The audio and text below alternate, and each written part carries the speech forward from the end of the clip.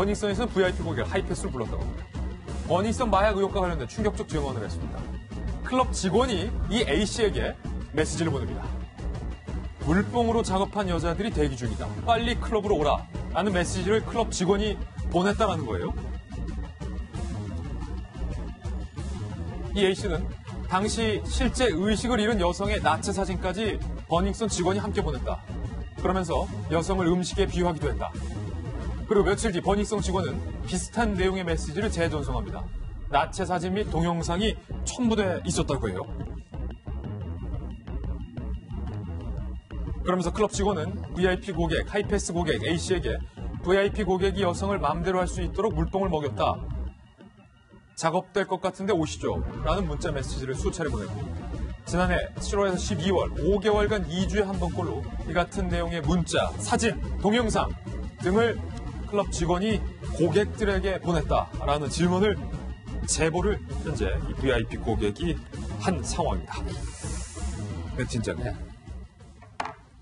버닝썬 측에서는 마약을 다루지도 않았고 그런 사실도 모르고 여성들이 마약으로 인해 피해본 사실도 없다라고 현재 주장을 하고 있는데 이 VIP 고객이 받은 문자 메시지 내용을 보면 버닝썬에서 직원들이 VIP 고객을 유치하기 위해서 버닝썬 차원에서 여성들에게 마약을 먹여온 것 아닌가 하는 의심이 들 정도예요. 네, 그 버닝썬에 관련한 지금 제보가 여러 매체에 계속 들어오고 있거든요. 강남경찰서에 제가 확인을 취재를 해봤습니다. 버닝썬이 개업을 언제 했느냐, 오픈을 작년 2월 23일자로 오픈을 했습니다. 근데 그 이후에 이런 부분들, 그러니까 이 VIP 고객에게 그러니까 5달 중에 2주에 한 번 정도를 사진과 나체 여성 사진을 보냈다. 그리고 또 한 제보는 이런 게 있었죠. 중국 손님인데 VIP 고객인데 하루 저녁에 3천만 원을 쓰는 이런 형태인데 물뽕 작업을 해서 20대 초반의 여성을 부킹을 시켜줬다 하는 얘기. 이런 부분들인데 그렇다고 하면 이런 부분에 의식을 잃거나 하면 강제 추행이나 강제 성폭행이 있었다고 하면 반드시 관할 경찰서에 신고가 들어갑니다. 그래서 제가 확인을 해봤는데 강남경찰서에 작년에 신고된 게 20여 건의 뭐 성범죄라든가 어떤 단순 추행이라든가 이런 게 접수가 된 게 확인이 됐어요. 그렇다고 하는데 물뽕이라는 거, GHB 같은 경우에는 사실 4시간에서 7시간 정도 지나거나 하게 되면은 이게 4일이나 보통 일주일 정도 지나게 되면은 이게 확인이 잘 안 되는 그런 특성이 있습니다. 그렇기 때문에 과연 이게 VIP 고객이 주장하는 것 같은 그런 형태가 있었는지 모르겠지만 이분이 주장하는 형태의 성범죄나 강제 폭행, 성폭행은 없었던 걸로 지금 확인이 되고 있거든요. 그렇다고 하면 이 제보가 과연 신빙성이 있는가 없는가 하는 부분은 지금 과격수사에서 수사를 하고 있기 때문에 확인이 될 걸로 예상이 되고요. 한 방송 매체에서는 이 사진과 동영상을 함께 수사에 보냈다고 합니다. 수사하도록. 그렇기 때문에 이 부분은 더 확인을 해봐야 되겠지만 어쨌든 20여 건의 성범죄라든가 이 성폭행 부분이 접수가 됐다고 하는 부분은 이 VIP 고객의 어떤 제보가 그렇게 허무맹랑한 건 아니다. 이런 짐작을 할 수가 있을 것 같습니다. 경찰에게 구체적으로 신고가 안 됐다고 그와 같은 범죄 사실 없었다라고 단정할 수는 없다는 것. 여러분께 말씀드리겠습니다. 노영희 변호사님, 저는 개인적으로 이 버닝썬 직원이 보냈다는 메시지 내용이 참 충격적이었는데 이 문자 메시지가 사실이라면 뭐 두 가지 가능성이 있겠죠. 이 문자 메시지가 제보자의 주장대로 버닝썬의 직원이 보낸 것이 맞거나 아니면 이 제보자가 뭔가의 목적을 품고 버닝썬을 음해하기 위해서 없는 문자 메시지를 만들어냈거나 두 가지 가능성인데 글쎄요. 이 문자 메시지가 사실이라면 버닝썬 측에서 마약 유통에 대해서 혐의를 부인하고 있는 것이 과연 어떻게 받아들여질지. 제가 알기로는 손님을 유치하기 위해서 그 직원들이 그 사진이나 동영상 링크해서 보내는 경우가 많은데 그게 정말로 그 클럽에서 일어나는 것을 찍어서 보내는 경우도 있지만 시중에 유통되는 다른 곳에서 찍은 것들을 오히려 이제 미끼처럼 던지는 경우가 있어요. 그래서 만약에 이번 사건이 전자라고 한다면 당연히 이제 버닝썬의 직원이나 관리자, 경영자들 모두 다 문제가 심각해질 상황이 되는 것이고요. 만약에 그렇지 않고 그냥 직원이 이제 가짜로 다른 곳에서 찍은 영상 같은 것들을 일부러 보내면서 우리 쪽에 이런 식으로 오세요라고 하는 것이었다라고 한다면 이제 성범 성범죄 관련 그 특별법에 의해서 그런 종류의 영상을 유포한 정도의 혐의만 받는 거거든요. 근데 제가 봤을 때는 지금 VIP 클럽의 손님들이 사실 거짓말할 이유는 별로 없거든요. 예. 그리고 되게 상당히 내용이 구체적이었고 버닝썬과 관련된 여러 가지 제보를 저도 많이 들었고 사실 봤습니다. 그렇게 따진다라고 한다면 사실 매우 신빙성이 좀 높아 보여요. 그 제보자의 얘기가. 그러면 이게 어떤 문제가 됐냐면 이게 바로 성범죄를 모의한 것으로 또 그래서 이제 강간을 위한 여러 가지 장치를 마련해 놓고 당신 오세요라고 한 오기만 하면 된다. 직원들은 그 성폭력을 공동으로 행하기 위한 공동 정범이 사실 되는 거고요. 이런 것들을 보고 만약에 가서 그런 행동을 손님이 했다면 그 사람은 준강간이라고 하는 범죄를 저지른 사람으로 사실은 될 수밖에 없습니다. 예.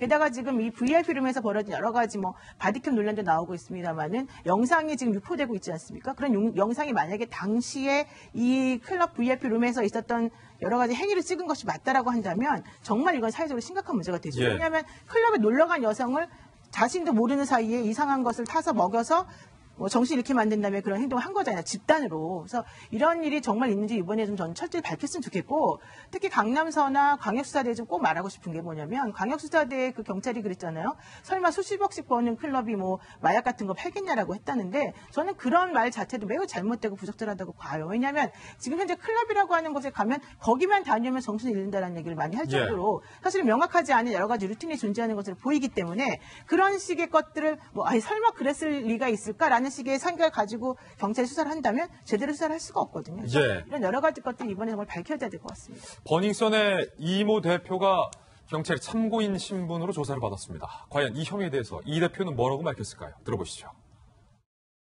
오늘 조사에서 소명했는데요. 어떤 내용인가요? 마약 유통법을 인정하시나요? 경찰이 참고인 신분으로 이 대표를 불렀는데 백 팀장님 저는요 한 가지 좀 우려스러운 게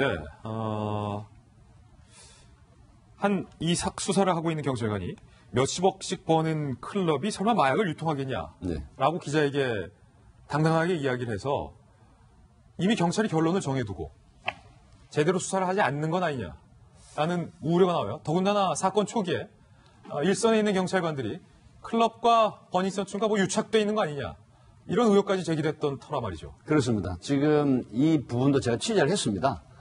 사실은 그 강역 수사대에 수사 책임을 맡고 있는 분이죠. 그리고 이제 서울청 형사과장도 그 자리에 같이 있었던 걸로 확인이 되고 있는데 뭐 기자분들하고 이야기를 하면서 뭐 이런 얘기를 했다라고 해요. 앞뒤 전후 얘기를 다 이제 합쳐보면 사실 수사 굉장히 열심히 하고 있다. 그리고 앞으로도 수사를 치밀하게 할 것이다. 그런데 지금 현재 판단할 때 수십억씩 매출을 올리는 업소에서 과연 마약을 유통하고 판매를 했겠느냐.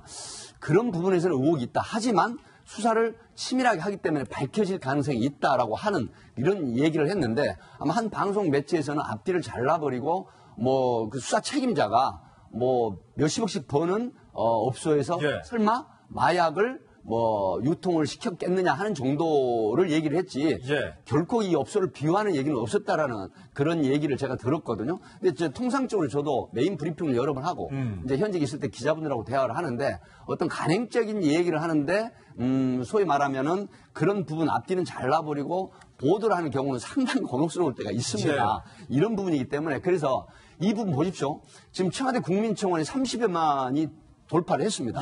그리고 민감용 경찰청장이나 서울경찰청장, 자, 직을 걸고 이 사건을 밝혀내라. 그리고 제가 또 그 취재를 하는 후문인데 아마 곧 해당 경찰관들하고 업수하고 금융조사 통신 내역 강제 수사가 곧 들어갑니다.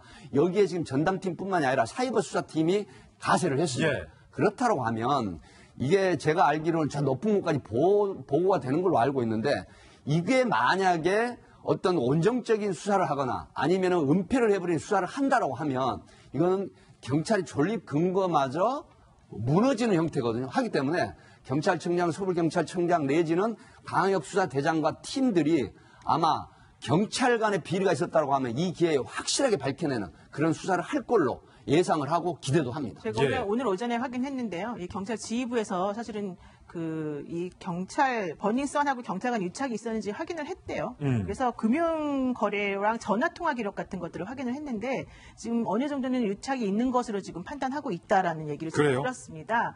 그렇기 때문에 만약에 이게 제대로 수사가 되지 않는다면 이게 사실은 이제 일선 경찰서의 생활안전과에서 사실 여기를 담당하거든요. 근데 그렇게 되면은 그 동네 혹은 그 관할 지역 내에서의 그런 그 범죄 행위를 눈감아줄 수밖에 없는 구조가 계속 고착화될 수밖에 없어서 이게 이번에 제대로 좀 판단이 좀 됐으면 좋겠습니다.